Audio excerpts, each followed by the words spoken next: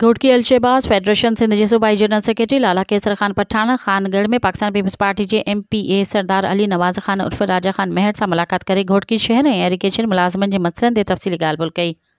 इन मौके ते MPA सरदार अली नवाज़ खान उर्फ राजा खान महर चयो त असां हमेशा अवामी ख़िदमत के अवलियत ॾिनी आहे। असांजी सियासत जो महवर हमेशा अवाम ख़िदमत ऐं मुल्की खुशहाली ऐं तरक्की रही आहे।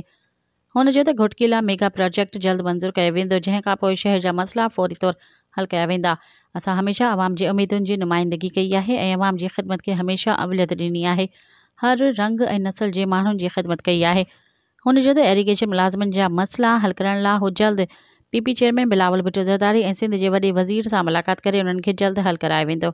महांगाई ऐं बेरोज़गारी खे ख़त्म करे पघारूं ऐं पेंशन में वाध कई वेंदी। हुन चयो त पीपल्स पार्टी ग़रीबनि जी पार्टी आहे जंहिं पंहिंजे हर दौर में नौजवाननि खे रोज़गार ॾिनो ऐं मुलाज़मन जा मसइला हल कया।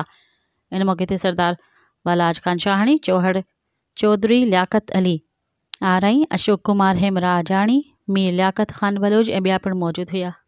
मज़ीद ख़बरनि ऐं तफ़सीलात लाइ विज़िट कयो असांजी वेबसाइट www.awamiNewsHD.com ऐं ॾिसंदा रहो अवामी न्यूज़ HD।